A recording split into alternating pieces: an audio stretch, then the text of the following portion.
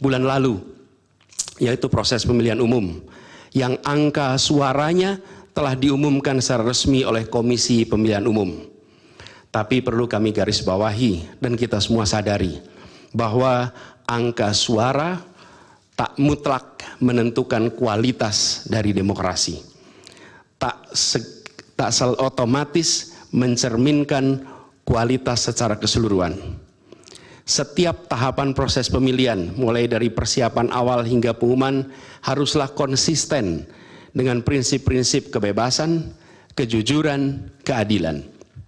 Dan prinsip-prinsip ini bukan formalitas, ini bukan sekedar ada di teks, tapi ini pondasi esensial yang harus dijaga untuk membangun dan memelihara sistem demokrasi yang sehat, yang stabil, dan yang berkelanjutan.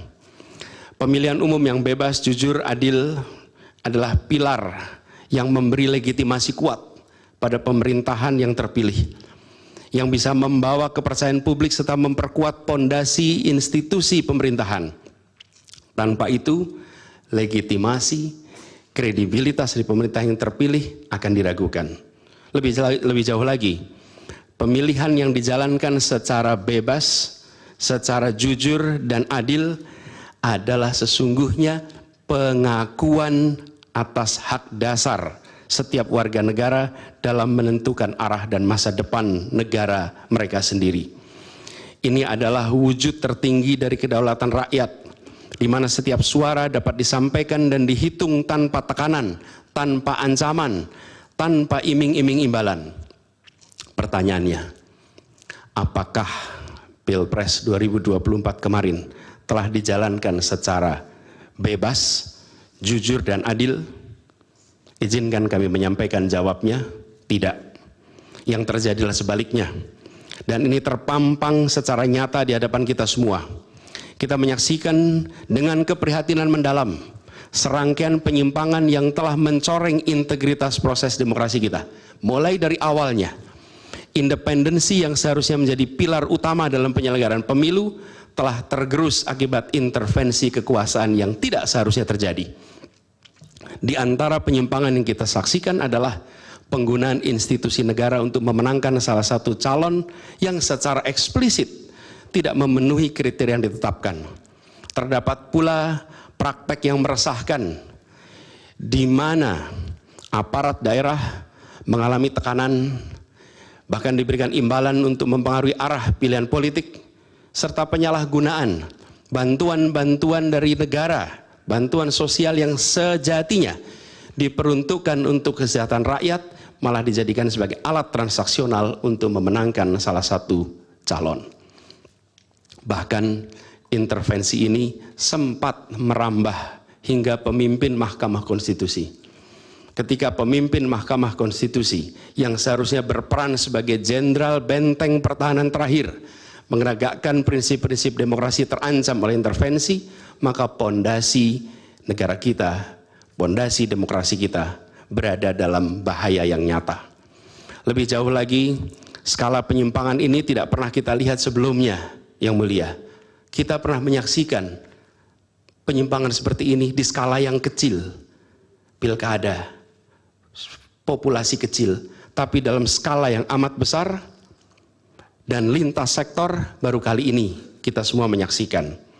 Karena itulah nanti izinkan kami nanti melalui tim hukum nasional dan Timnas Amin akan menyampaikan seluruh argumen dan bukti-buktinya atas penyimpangan dan pelanggaran kepada Yang Mulia Majelis Hakim Mahkamah Konstitusi ini. Kami, waktunya 2 menit lagi. Yang Mulia Hakim Mahkamah Konstitusi yang kami hormati, kami muliakan. Apa yang kita saksikan ini bukanlah peristiwa biasa. Ini adalah titik klimaks dari sebuah proses yang panjang. Penggerogotan atas demokrasi, di mana praktek-praktek intervensi dan ketaatan pada tata kelola pemerintahan secara pelan-pelan tergerus. Oleh karena itu, Yang Mulia Hakim Mahkamah Konstitusi, di hadapan Yang Mulia, kini terbentang satu momen paling krusial dalam perjalanan demokrasi kita. Di pundak Yang Mulia terpikul tanggung jawab yang amat besar untuk menentukan arah masa depan demokrasi kita. Apakah kita akan melangkah dalam persimpangan jalan ini menjadi sebuah republik dengan rule of law atau rule by law. Demokrasi yang makin matang atau kemunduran yang sulit untuk diluruskan di tahun-tahun ke depan. Bila kita tidak melakukan koreksi saat ini, maka akan menjadi presiden ke depan di setiap pemilihan di berbagai tingkat. Bila kita tidak melakukan koreksi, maka praktek yang terjadi kemarin akan dianggap sebagai kenormalan dan menjadi kebiasaan, lalu menjadi budaya dan akhirnya menjadi karakter bangsa. Yang mulia Majelis Hakim Mahkamah Konstitusi, dengan rasa hormat dan penuh harap, mohon peristiwa ini jangan dibiarkan melewat tanpa dikoreksi. Rakyat Indonesia menunggu dengan penuh perhatian, dan kami titipkan semua ini kepada Mahkamah Konstitusi yang berani, independen, untuk menegakkan keadilan dengan penuh pertimbangan. Kami mendukung Yang Mulia untuk tidak membiarkan demokrasi ini terkikis oleh kepentingan kekuasaan yang sempit, tidak membiarkan cita-cita reformasi yang telah lama diperjuangkan menjadi sia-sia. Tindakan dan keputusan Mahkamah Konstitusi terkait dengan jadwal pemilihan kepala daerah serentak serta keputusan penghapusan pasal pencemaran nama baik telah memberikan kepada kami harapan bahwa independensi, keberanian, ketegasan dalam menegakkan keadilan hadir kembali di Mahkamah Konstitusi ini. Kami memohon kepada Hakim Konstitusi yang kami muliakan untuk menerapkan kebijaksanaan dan keadilan dalam setiap keputusan perkara yang kami ajukan, menjadi penjaga yang teguh atas nilai-nilai demokrasi, dan memastikan bahwa konstitusi tetap menjadi panduan utama dalam membangun masa depan bangsa yang lebih adil dan sejahtera. Semoga sejarah mencatat dan menjadi saksi atas dedikasi dan komitmen yang mulia untuk mempertahankan integritas dan martabat demokrasi dan konstitusi kita.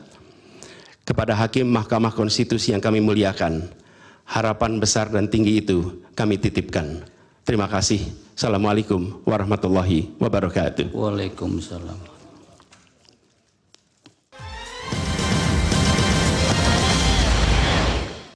Jelajahi cara baru mendapatkan informasi. Download Metro TV Extend sekarang.